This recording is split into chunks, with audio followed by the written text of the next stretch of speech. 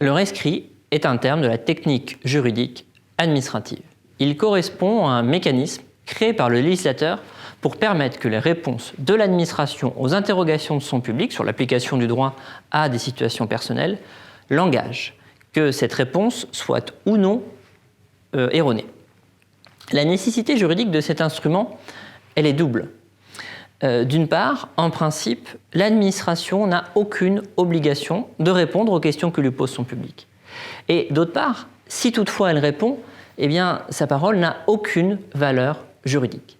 Si bien que depuis la fin des années 1980, la technique du rescrit s'est implantée dans l'ensemble des relations administratives.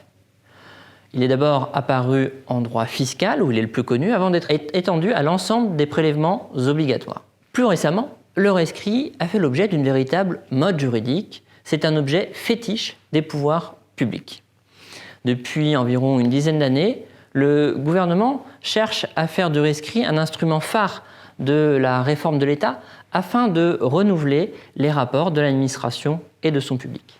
Il existe pourtant un décalage assez substantiel entre le volontarisme affiché par les pouvoirs politiques et la réalité juridique, car en dehors du droit des prélèvements obligatoires, le rescrit a du mal à être implanté. Cela tient au fait qu'il s'agit d'une technique juridique trouble.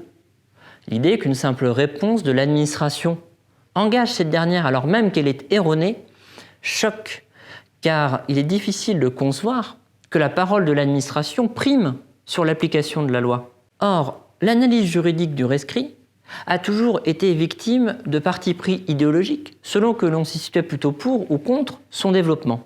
Loin des idées reçues, il s'avère que les obstacles au développement du rescrit ne sont pas tant d'ordre juridique que matériel.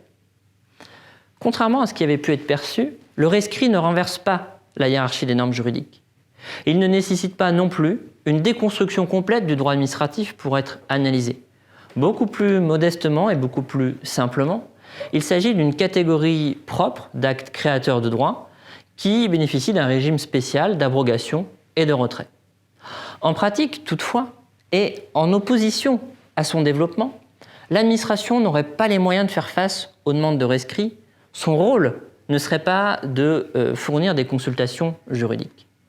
La mise en œuvre de nouvelles procédures de rescrit suppose ainsi une réorganisation des services administratifs et une redéfinition de ses missions et priorités de l'administration. Si bien que pour penser le rescrit, il faut au préalable penser l'État, car l'administration, ce n'est pas autre chose que la projection de l'État en action.